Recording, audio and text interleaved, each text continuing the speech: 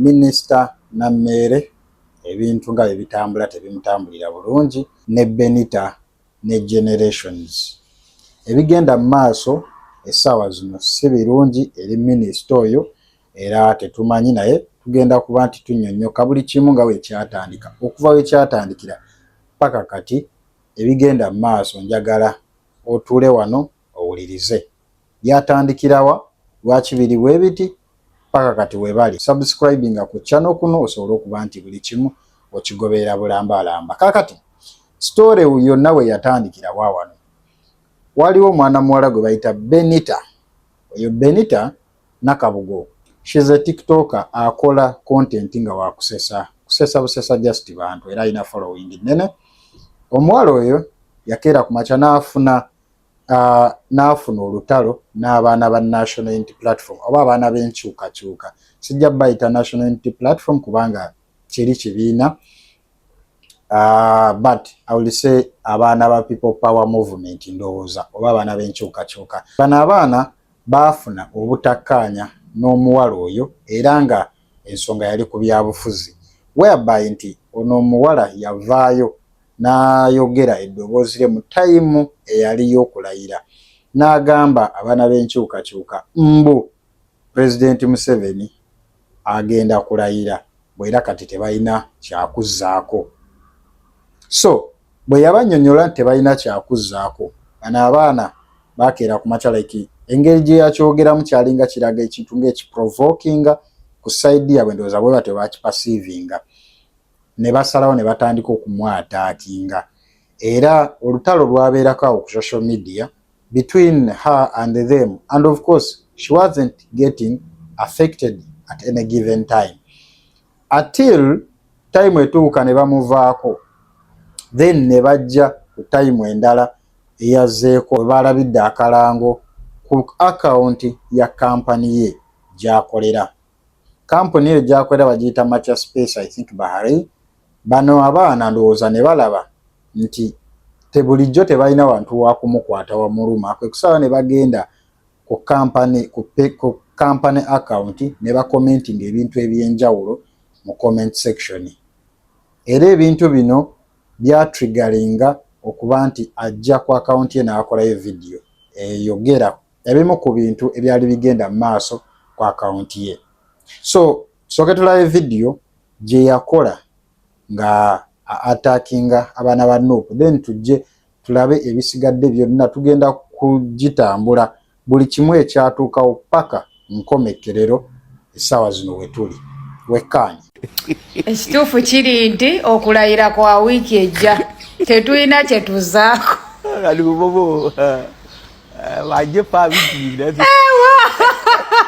Simanyi lwaki nseka naye ng'okulayira kwa wiiki ejja era egenda kubeera public holiday, temugenda kukola. Naye kati simanyi kye tuzaako ffe nga ffe ab'ekibiina ekirala.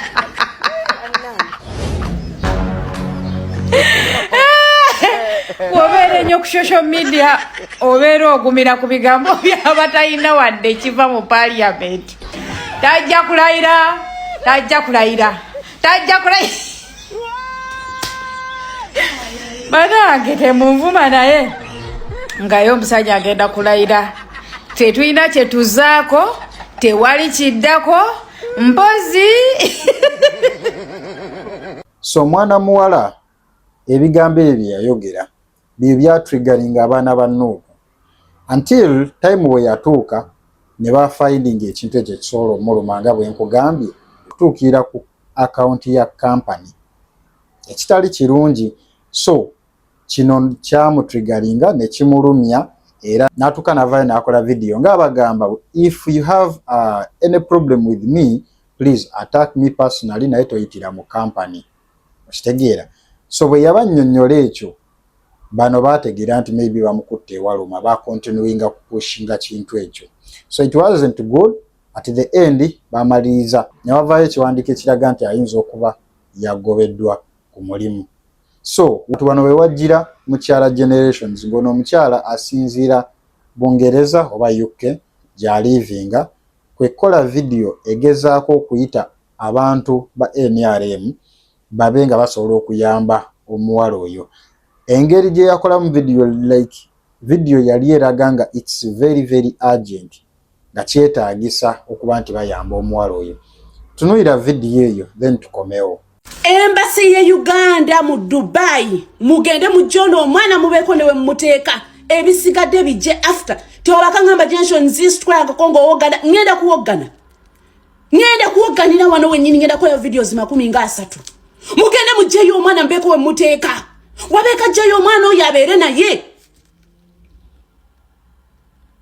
bana ba NUP bagenda kukola omwana ekintu bagenda kukozesa abantu okukola omwana ekintu tetugenda kufiirwa munna Uganda nga ine dobozi ku media wano tetugenda kufiirwa munna Uganda ga yatambuzaako eddobozi eriwagira government tetugenda kufiirwa munna Uganda ng'omulimo gwammwe gwakutaasa banna Uganda gwakuba protectinga gwakubakuma munoonye omwana ono waali mu saving now it has to be now.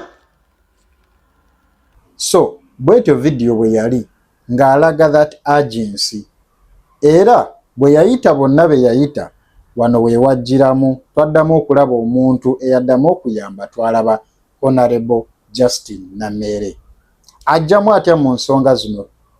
Honorable Justin Namere tetumanyi ngeri gye yajjamu naye kyetusobola otracinga nti bano baadde ba mikwano ne generations era nga generations ono y'omu ku muntu I think eya-announcinga n'okuba ye muntu eyagamba ne Namere nti bakwadde owa minister. These people were together. I don't know waje bali but bali babiri bine bisinga bena twabira ku internet kuno. Manyera ndi mbadde ngenda kulaba manya mbadde ngenda ku NBS. Nenga ndina mukwano gwange gwendudde ng'ajagala okulaba mukyala maze wiki nga 3 kuva lwe yava ebweru ng'ajagala okumulaba bamuyita generations abasinga mumumanya abeera nnyo ku mikutu. Naye omukyala kuva dda ng'abeera agamba Namere ajja kufuuka minisita ndagula Namere. Buli kaseera omukyala oyo generations abadde agamba Namere ajja kubeera minisita. Buli kaseera nga nange akubira essimu tofaayo ekyo gya kiyitamu gwemanya mukama yakitaddewo dda ojja kuba minisita. Namere nga ne bwemputa mu kizibu ki yakkakkana ngamba gwe tofaayo ogenda kuba minisita oweereza abantu digiri PLU nemukwata nemugamba kiki nga munkubira nnyo nagamba munnange pulezidenti akuwadde obwa minisita. Tulidde nga ninga aloota tulidde ngaolutimwekanze nenekanga omukyala nagamba todduka nemugamba nedda omukyala nakwata nagamba kakkana. So bwe yamala okujja n'akola video eyo Honorable Justin Namere wa Minister Namere gye yakola ng'agezaako okuba nti alaga nti bagenda kuyamba omwana Benita era ne bamusuubiza ssente oba omutwalo gwa $. That is close to 37 millions Uganda shillings. So ne bagamba okay zino sente zigenda kuyamba ani Benita. It took a bit of time okubanyonyola kubanga waabwe teri byabufuzi kakati babadde n'okutegeera nti eno waliyo ebyobufuzi ate omuntu asobola okukola agantu agasitaani gonna okusobola okulumya omulala just because of politics. Naye bakitegedde fe okusinga ddala twayagadde nnyo bambi ababadde bamuwa omulimu bategeere nti talina buzibu bwe bamutaddeko ate bategeere nti effujja eryakoleddwa ku business accounts zaabwe si lya Benita by'abantu ab'ettima ababadde baagala okublackmailinga omwana n'okumuteeka mu nkwawa zaabwe ku mpaka. Era bwe banaaba bagenze mu maaso ne basigala nga bamuwa omulimu tujja kusanyuka naye ne banaaba bagambye nti oba bamuwummuze bamusiibule tujja mufunira omulimu omulala. Ffenna emirimu gye twatandikira okukola si gye tukola. I started working at NTV byagwadde bya now an MP and minister so tewali buzi. There are greener pastures out there bwe banaaba nga bamugobye tujja kumufunira omulimu. In fact, I have directed my bank era mbadde nasabye PA wange amuggyeko bank account. Yes, ngenda kumuwa $10,000. Mwongerere ddala otegeera nti President Museveni yafuga. Omwana bw'ava eri n'alaba vision mu president n'agamba nti kaayimirire naye. Then what's wrong with that? Mulekerawo okutiisatiisa abaana abato. Mulekerawo okuwagala okumanyira abantu ebyo mwamanyiranga abantu ku mikutu. What happened later? Bivaayo information ey'enjawulo abamu bajja nga Eddie Kenzo batulaga nti yagezaako okuba nti yamugulira tiketi oyo mwana muwala adde Uganda. Then kuliko abalala abagetinga involved nga wali omusajja gwe bayita Bakisa kya Mukama. Yeah, there are some other people who got involved into this. Kati biba bisirise tuddamu okufuna information nga Benita oba ono mwana muwala Benita waliwo information ya leakinga eyo ku X nga balina ebintu bye baali boogerako, of course nga bagezaako okwogera ku Minister Nammere nti ono mufere bwe batyo bayogera. I think kino tekyasanyusa Minister Nammere era kino kirabika y'ensonga bwe tulowooza y'ensonga lwaki yakwata ssente ezimu ze yali y'ensonga lwaki yakwatayo ssente miliyoni 5 n'abanga asobola okuzisindika zibe nga zituuka ku akawunti ya Benita. So bamuwa ssente ezo nga kiraga nti kirabika tekyajja mu ssanyu era ssente tugenda okuddamu okulaba nga ssente Benita yennyini azizezaayo. This is some of the information ya leakinga ekwatagana ku Benita we baali bagezaako okwogera ku Nammere. Bufere Panange. Mama, you feel me in the civitegera byemwogera. tojja bitegeera gwagala trendi Katata olutandisa okufuuka olusiru. kati awo wemanyira n'ebyemmwanyi byali bya ddala mukazi oli byali Togenda eyo. Mutegeere. oluka kasate batekuli aliko Waliwo omukazi mufere okakasa. Nange. Waliwo yayogera ne mugamba mu biki ebikine. ate waliwo eyandabula nangambwa toteekayo nsuubi epiisi ne meseji azirabye. Gwe lulinde tujja era embozi ekomaawo. So bwe kityo bwe kyali nti kati information eyo bwe yamala okuliikinga things turned. Sente bamuwaddeyo miliyoni 5 abaali bamusuubiza 37. Wano wavaayo ebigambo eby'enjawulo era nga wano Honorable Nammere nyini akola statements releasinga video akiraga nti bo baamunoonya okuba nti asobola okubawa obuyambi. So these people according to her words that they came out okuba nti bamusaba obuyambi era teyali mubi nga ye nti ayamba era omuyambi n'asalawo abayambe. However nti yeewuunya lwaki baali bagezaako okumwogerako omubulaakameyinga mu kintu kino kyonna ng'ate balaga nti oba yali ayagala trend ng'ate ye muntu eyavaayo okubayamba. So vidiyo eyo gye yakola mpanvu nnyo nnyinza obutagiteekawo wano because yali mpanvu nnyo ya dakiika nga 7, so it was very long. Neebuulira abantu amazima lwaki wafunye miliyoni 5 instead of omutwalo gwa $1 kuba amazima gwogamanyi okimanyi bulungi nti ensonga zo nali sizimanyi generations ye yaziŋŋamba era kyamutwalira ennaku nga 2 okunnoonya nansaba nkuyambe era nandaga nti obulamu bwo buli mu matiga ekintu ekitalina deservinga muntu kuba ku mawanga ate obulamu bwe ne buyingira mu situation. Nayanguwa nenoonya Minister of Foreign Affairs era n'anoonya area embassy ne bagetinga in touch naawe ne baagala okukolera emergency visa ticket ne baagala ogikuwa bakusabye passport olunaku lulamba n'ogaana okugiwaayo. Vidiyo eyo ebigambo byonna ebyalimu byatriggeringa mukyala gwe bayita Generations Nani ne Benita era ebigambo ebyo according to them bagamba mwalimu ebyobulimba bingi. So I think this annoyed them ne bakwata ssente ezo miliyoni 5 ne bazizaayo and ssente zagenda okuddayo on the orders of Madam Generations I think ye yakonvinsinga Benita. Sente bamalozi zaayo olutalo lutandikiraawo okuba nti lweyongera mu maaso terwakoma until kuba nti babadde ku live ebigambo bye bayogedde nabyo nga si byangu. Njala owulirize ebimu ku bigambo ebyabadde ku live nga Generations aguddewo naye olutalo ku Minisita Nammere wekkaanye. Njagala kubannyonnyola okuva na leero saanoonya Nammere dada ye yannoonya okumpa ennamba ya Nammere era namisinga koozi ze ne ngamba omwana ono anjagaza ki nga ndaba ebitalo byalimu sinoonyangako Nammere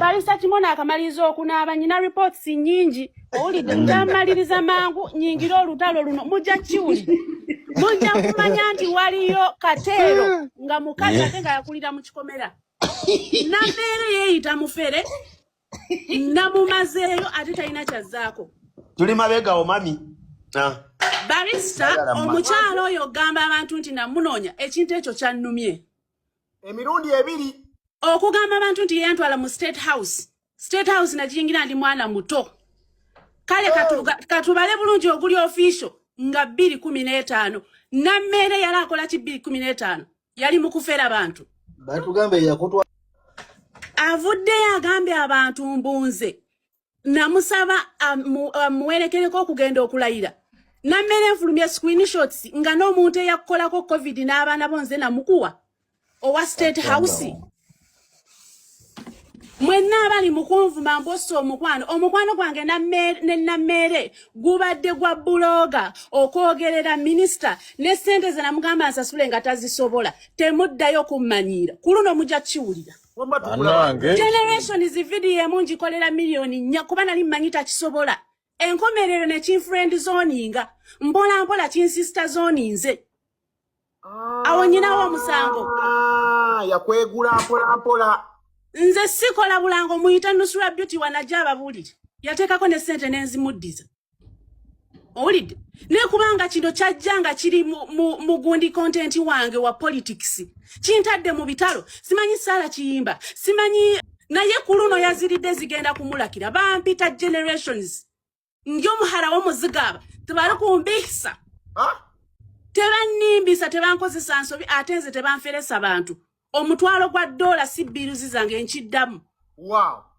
owulidde nkuwulira mami mwenna abagamba nkiddamu nkikaatiriza Nammere tabeerangako mukwano gwange kutuuka na kumunyumiza nti nnyina omusajja abaleetera omusajja ogaga nti nze nali munyumirizaako mbunze nagenda ku geeti ye nga nkaaba screenshots weeziri ng'oluddo negayira nzije nkulabe neŋŋaana nenkugaa nti ndi ku express okwedakiika n'okuzivuga nzijeeyo nonnegayirira nsanga awaka ntuusa awaka amalo kiri mu kweraga abeera ne bittusha oba aba yeesiimula biki Nammere release my name obadde mukwano gwange wa media nga bwenkusanga obusanzi State House wansaba nkuwerekere maama mbw abantu boyina tebali presentable ekiki mbw abantu bayina tebali presentable kitapinga ku stars z'abantu nze ndi muchwezi star yange wagitapinzeko yensonga yakyessaawa ene eri mukulakira bw'otapinga ku star yange olina okugirespectinga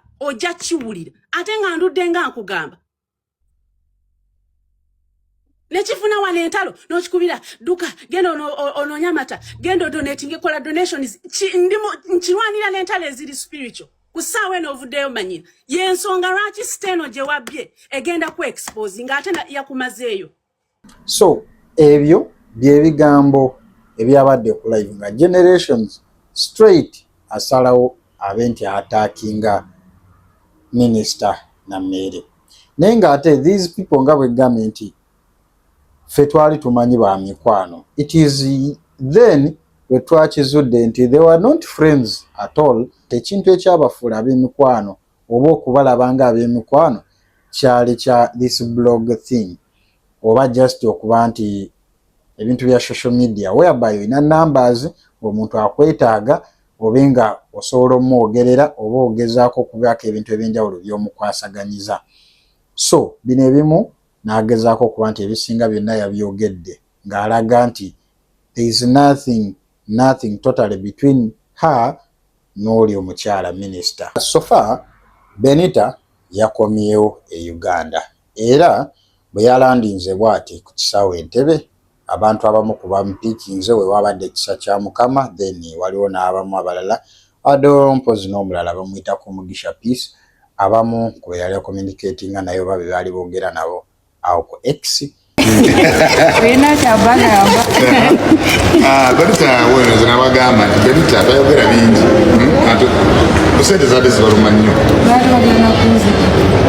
obusente sente butakola na kibanja kati president yangamba nti restoring ate nkwanirize omanya amajja agakononya genda kulaba abamu bonna balina nabekole kanonyedde ati wepanga balina amaanyi nange osanga bandize kusabiri bakukola tibakola naye nga ffe bannayuganda abaagala ensi yaffe webale kulikayo nze president yandagira ow'eggwanga kuweereza message era ne bandagira kuweereza ne sente za tikiti wadde abamu badde bakuyamba newaddeko abagoberera ate ffe tetwazze kuyamba kulaga naye twazze kubalaga nti betwogera ffe twagala kwogera nabanga njogera kati webale nyo abawayo sente ne Benita obulamu bwe tebugenda kutereera yeyitandabanga kera lusoso okundaba kubanga mwamulumisa ku mulimu gwe olw'ebibiina kubanga tusinga President Museveni yessaawa tubalumye era tugenda kubeera naye eddiina kati tumutwalire mu Bugomba ajjidde mu Bugomba tugenda kubalaga buli kimu kati mwabajja ate tetukoma leero ffe twogera nnyo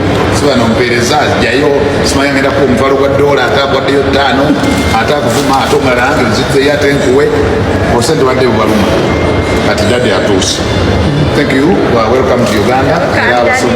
Tulinako viwameka abantu bali muka bamwaniriza abantu 10 bali mukwaniriza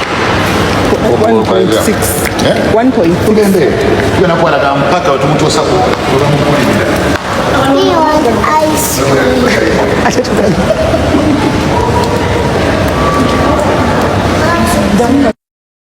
mpaka webagenda kumugulirira yeah. So kyetwebuuza bagenda kumukwasa zino milioni 37 nga ze baali bamusuubiza oba honorables yali amusuubiza. We don't know because waki ensonga lwaki tugaa tetumanyi chaos ebaddewo ku social media, tetumanyi engeri gyegenda kukomekereramu ate ebiseera ebisinga bino ebintu ebimu bye twogera bisigala mitima gy'abantu and people lose trust in us n'engeri gye twatambuzaamu obulamu. Kyovola nti even attacking abaana b'enkyukakyuka nakyo kyennyini kyabasigala mu mutima because of what they were going through mu kaseera ako oba akaseera ako ke baali nti abaana ba mikwano gyabwe abamu baali bawambiddwa, abamu basibiddwa, abamu nga kigambibwa mbu baali battiddwa. So there is a lot that goes on especially ku side ya politics.